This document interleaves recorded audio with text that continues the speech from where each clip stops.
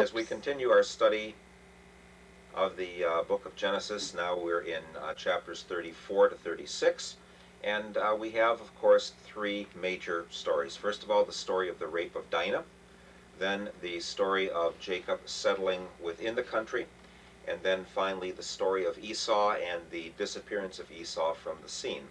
Uh, I imagine that those of you who have at some time or other said it's very difficult to study a book like Genesis because of all the names, you certainly had your fill when you get to chapter 36, because here we have all these names of the family of Esau, and I hope we can clear up a little bit exactly what's going on with all of those names and the pattern or the function that's being taken care of here. Some of you in comments about previous studies of Genesis have made the comment that the early history of the people of Abraham is certainly not one where we find a wonderful, great bunch of people who are all living faithful lives, and that our world by comparison is much worse today.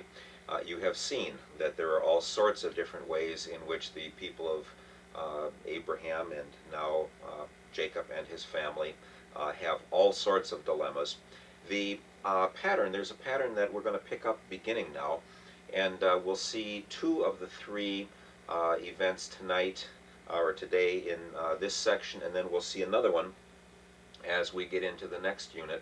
And that's sort of the explanation, which has been kind of under the scenes ever since Jacob became chosen over Esau. And that's the question, which of Jacob's children will now take on the important role? We, of course, know that the story is going to turn out that Joseph will be that important son. But remember that if you count all the names of the sons of Jacob, Joseph is son number 11. Well, we have to ask, how can son number 11, though the firstborn of Rachel, be the most important, in other words, the one to take over the family, as we know happens when Joseph goes down into Egypt? Well, the first story of why this takes place deals with the middle two sons of the four firstborn of Leah and Jacob. Remember, the four oldest sons are Reuben and Simeon and Levi and Judah.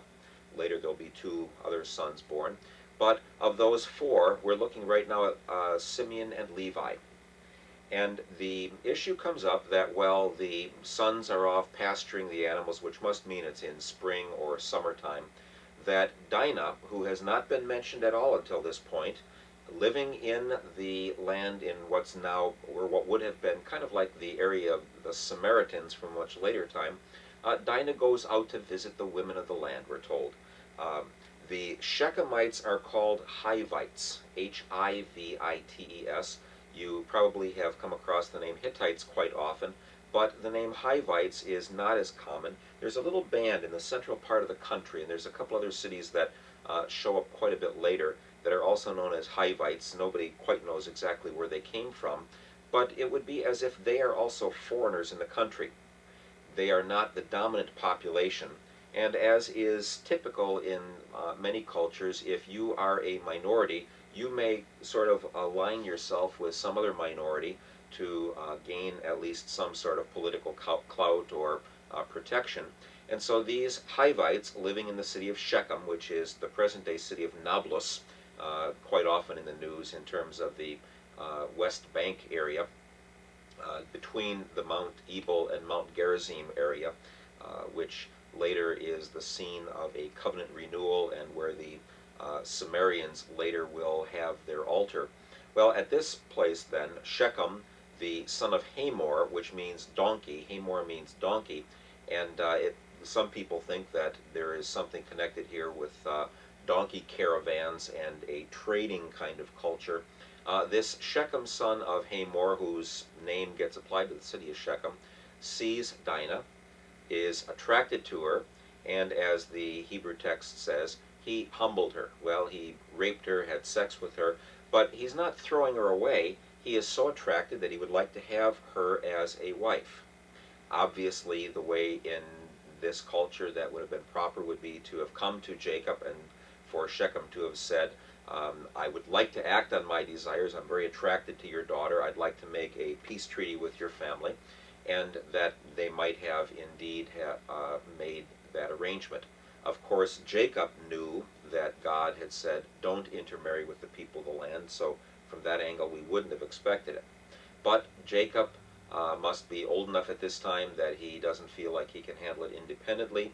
He waits till the boys come back, and Simeon and Levi particularly here, though he is later connected with worship, there's also a hint about the Levites being those who arm themselves with the sword. We might recognize that much later in Israel's history. The Levites are also the temple guard. They are the ones who guard over all the offerings that have come in and guard over the city and are protectors of the temple where all of the goods would have been stored. So as the plot thickens here, Simeon and Levi say, well, we will be glad to marry or have our sister, and in one place it's even called our daughter, in family terminology for that, intermarry, but we are people who circumcise, and if you want to be part of us, then you would have to circumcise all the men of your town, and then we would agree to have intermarriage. We do not do the custom any other way. The strange thing about this story is the Shechemites are really not just saying they want to have a relationship with Jacob because Dinah is a beautiful young girl, but they say, if we intermarry with them, then all of their cattle and all of their goods will be ours. And once again, the old story of look for the money. If you can see where money can be made, where money can be had, then you can understand why a lot of things happen. And so these men of the city of Shechem are blinded to the danger involved with this. They are only looking for a chance to take hold of much of the possessions that Jacob has gained.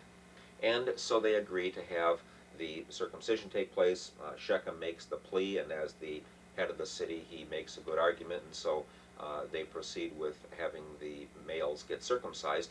Well, usually the second or third day after that, if any infections have set in, or it says in the text, as the men were sore, thus maybe with fevers and weakened, so they're not as much on guard, not expecting anything to happen, then Simeon and Levi come in and they kill the men of the city, and then we're told they enslave the women and the children, and they take all the flocks and herds. So what the Shechemites thought they would do to somebody else is what happens to them. They're all killed, and we don't quite find out that Jacob moves into Shechem and takes over the city that way. We don't hear much more about it than that, but Jacob says, you have made me stink. You have come to the point where you've made me look bad to the people of the land of which I'm a sojourner.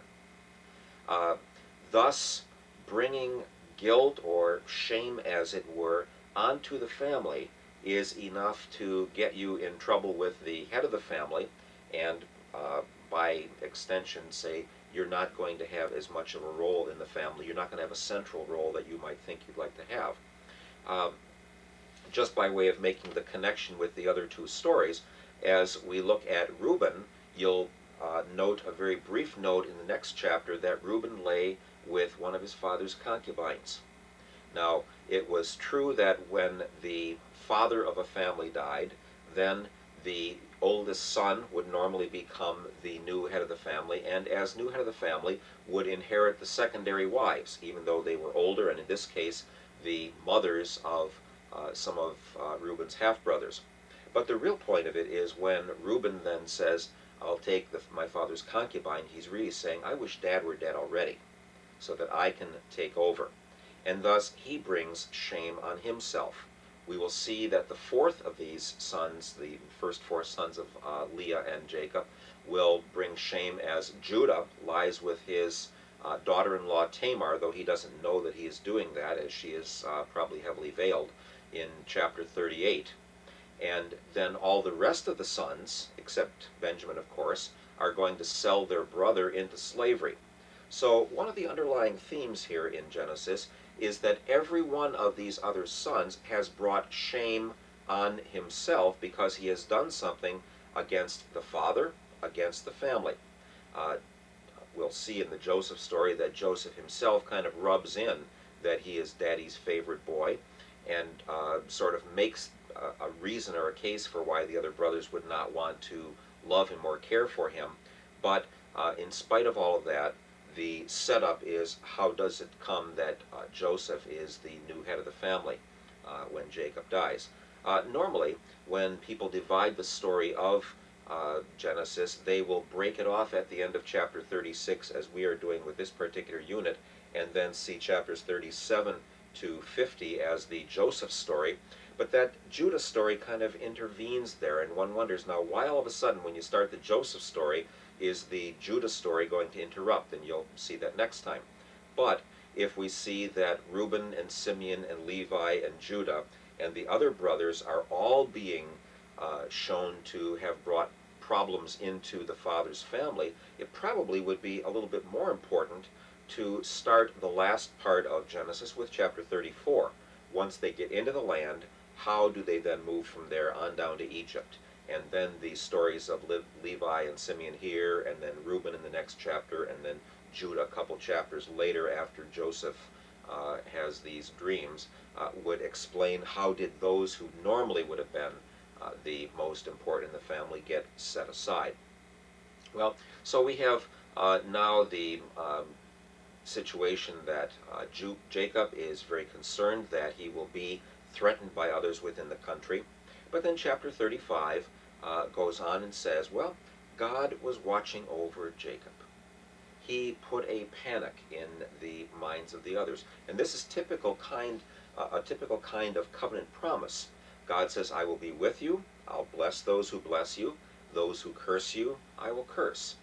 And so one of the ways of having those who curse them or threaten their livelihood to be cursed would be to simply have them be in such a panic, be so afraid of Jacob, even though he is small in numbers, that they would not try to cross his path. We might almost think it's probably not a very good comparison, but it doesn't take many members of the mafia threatening to burn down stores in a neighborhood in one of the sections of New York to have the mob be able to control the entire region and have everybody paying them off so that they don't get their establishments destroyed. It doesn't take many people to run a guerrilla operation. It doesn't take many people to throw fire bombs, and all you have to do is have one or two places firebombed, and then the rest of the people kind of fall in line. The panic is what really causes them to fall in line, the fear for their own safety. And so God says, if I want to protect my people, I can do it by panicking the others so much that Jacob doesn't have to lift a finger to protect himself. Well, as we get into the chapter 35, we find a movement in the setting of where Jacob is. He had been in Shechem, which is a little farther to the north, and then he moves a little farther south to the region around Bethel, and that's where he's going to be. His father, Isaac, as we see at the end of the chapter, is still living at this time. Kind of a surprise, because we thought when Isaac was blessing Jacob that he expected he would die any day, and thought he was blessing Esau and then blessed Jacob. Now Jacob comes back, and it almost seems like Esau, even though we were told a little bit ago that he was down in the land of Edom already, it seems that now the reason for this split of the family is they had so many possessions that Esau has to go one direction and that Jacob stays in the country. But in any case, we find that Rebekah's nursemaid is buried now. Rebekah, of course, is Jacob and Esau's mother, so the woman who probably nursed and cared for them along with Rebekah is now buried. And then, even though we have a listing of the 12, or all the children of Jacob, including Joseph and Benjamin, now we find out that Rachel dies as she is giving birth to Benjamin. Ben-Oni means son of my agony, or son of my hurt, or something like that, son of my deep anguish, which she had as she had such a terrible pregnancy and birth that she died as a result of that. But her husband renames him Ben-Yamin. Bin-Yamin. The word Yamin is actually the word for the south, and the direction in which people would face is different in different cultures. Our primary direction is to the north, and so we look to the North Star, and we look to the north, and then that's the primary direction. And if you're facing north, then east would be to the right, and west would be to the left, and the south would be behind you. But in a culture that was much more oriented toward the sun, like the Near East, then the direction in front of you was the east, and so to your right would be Yamin, and so to your right would be the south, to your left would be the north, and the west would be behind you. Third interesting orientation is down in Egypt, where the waters of the Nile were the most important, and so the direction that was in front of the people, their prime direction, was where the waters of the Nile came from, so they would be facing south, and then the west would be to their right, the east would be to their left, and the north would be to their rear, to the back of them. So different cultures are going to have different prime points at which they orient themselves, and Benjamin is usually connected with the south. He's the southern part of the tribes of Joseph. He's at the southern end of those tribes, and is connected even farther south beyond that. And so it may be that in light of this, that the renaming is sort of connected with a location as well. So Rachel, as she dies, she is buried, and in a place that is known as Ramat Rachel, the place of Rachel, just a couple, 3 miles south of Jerusalem, actually between Jerusalem and Bethlehem. We also find that Jacob has gone to Bethel to settle down there, which had been Luz before, the place where God promised that he would be with him.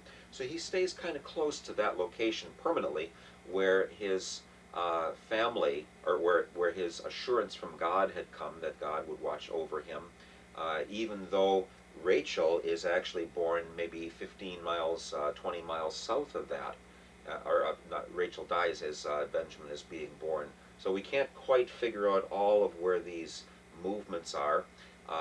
We know it's a little farther south yet where Hebron is, where Isaac is finally dying and then is buried.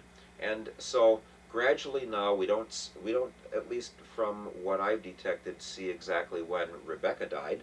We see her servant girl, the nursemaid, when she dies, but Rebecca's death I don't think we have seen yet. But we have Abraham and Sarah buried in Hebron. Now Isaac is buried there. One assumes Rebecca is buried there as well. Some of the other family will later be buried down in Hebron, but Rachel not. She is buried where she dies giving birth. Permanent location, why they would have been in transit or whatever, we don't know. The other issue then in chapter 36, as we come to a conclusion of this, is how do we start distinguishing the split up, and usually when you see a listing of the family members of a particular family, that's when they're sort of disappearing from the scene. Earlier we saw that the people of Ishmael's the families being listed, and then they kind of disappear except for a couple brief references. Now Esau, the ancestor of all of the Edomites, will have a whole long list of all of the family members, and we're told about kings of the Edomites that were kings before there were any kings in Israel. Much later we're going to see that Israel, coming out of Egypt, will want to come through that land of the Edomites, and they will say no. So a lot of the later historical events, the Edomites will appear through Israel's history over 1,000-year period, and all the way to the time when the destruction of the city of Jerusalem takes place. And then beyond that, the Edomites will later take on a little bit different name called the Idumeans, and Herod will be an Idumean, so he will be linked many, many centuries later with this particular family. But you might look on a map at some point and realize that we're starting to find out where do some of these people come from who will later be in historical times a nemesis to the sons of Jacob, the people of Israel. The Edomites are kind of south and east of the Dead Sea. East of it and just a little bit north of the Dead Sea will be the Moabites, and then further north the Ammonites. And you might remember that Moab and Ammon, the Ben-Ami and the Moabites, are the two sons born to the two daughters of Lot. So we have across the Jordan those who are relatives of Lot, and thus Abraham's nephew and grandnephews. and that Abraham's one grandson, Esau, is then even farther to the south and east. You might notice among the descendants of Esau the name Amalek, which comes in there, and the Amalekites are probably one of the most pesky problems for the Israelites in later times. When we get into the story of the rest of the history of the Old Testament, we find the Amalekites attacking Israel when they came out of Egypt, and we find them attacking the people of Saul. We find them attacking the people of David, and there is even a reference to some of the relatives of the Amalekites, maybe way as late as the story of the book of Esther. So some of these peoples who are family are far enough removed that the tensions are there amongst the members of the family. Esau, remember, had married a couple of women from the land, and then marries a daughter of Ishmael. And then we have a whole long list, some of which are names of cities, like the city of Teman is a very well-known city, but also a family member of the Edomites. And at this point then, for all practical purposes, Esau and his family, in terms of individuals, disappears from the scene. So we have come now to the point that Jacob, or as he's now called, Israel, and that's identified once again, even though we thought we knew the story from when he wrestled with God. The people of Israel are now still living in the land. The sons of Jacob are starting to cause some trouble for their father. Remember, God had protected them from Laban as he was chasing after them, from Esau as he comes, had preserved him even though he had wrestled with God. But now he gets in the land, Jacob does, and his children continue to make problems for him, which would now alienate the people who are there. Jacob had alienated his brother, he had alienated his father-in-law, now his kids go on and alienate the people within the country. Humanly speaking, he would have been wiped out. And so we have this little bubble of protection that God says, even though the family's not doing everything they ought to, I will still watch over them, be with them, and protect them. And once again, this insight that God protects people not because they're good, not because they are accomplishing everything he wanted them to, but because he has kept his promise. And that can certainly be an encouragement for us in our lives when we fall and fail and get discouraged and often go away from God, even though he has promised his grace and blessing and protection and love, and even though he's encouraged us, even when we go the other way. There may be some consequences, but he says, I will not leave you, I will not forsake you. So in conclusion, as we turn now from here on to the story of Joseph primarily, we once again see that God, who had chosen Abraham, is keeping his promises, and that those promises finally are going to result in God himself taking the consequences of all this wickedness of what people do against others, whether Shechem against Jacob or Jacob and his family against the Shechemites. He finally takes the eternal consequences of that on himself. But of course, that's just a far distant story, and at this point all we see is the account of how God is watching over people who are imperfect, making many mistakes, and yet saying, I'll be your God, and I will keep the promises I made in the beginning. Thank you very much for your continued study, and I pray that God will continue to bless you, not simply to recognize that there is sin there, but also that the grace of God is the main story as God continues this passion narrative where he suffers with these people. Thank you. God's